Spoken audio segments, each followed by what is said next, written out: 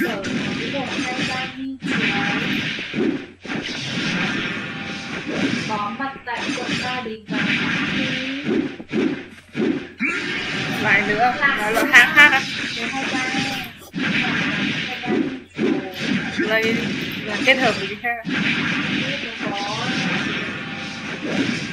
có đồ trang trí kiểu khác, có màu chôm màu bê, màu trang khô, màu light gray.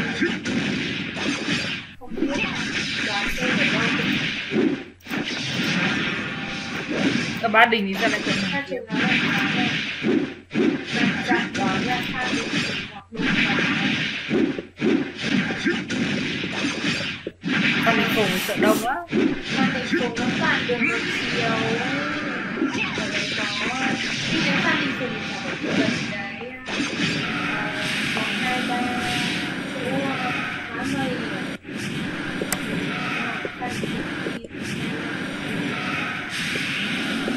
Ra mấy cái này nghĩ mỗi cửa hàng là người ta mua lại cái gọi là gì?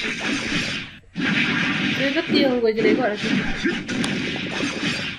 Chứ chả phải là một chủ người ta bởi nhiều cái. Mà bảo à?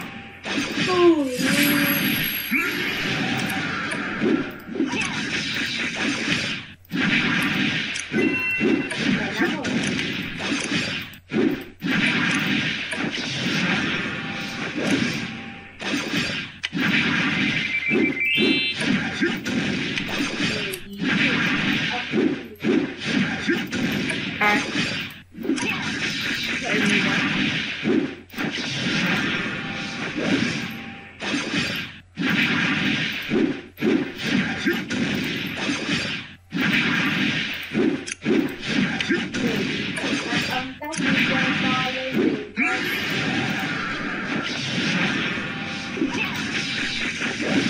Ê, ý là để con động vào gì đâu.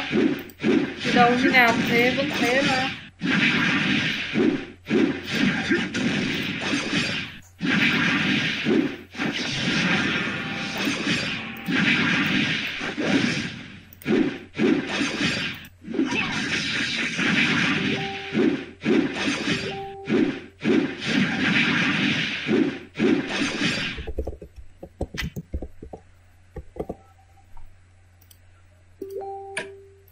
Hỏi chấm không đủ trả gì luôn mà.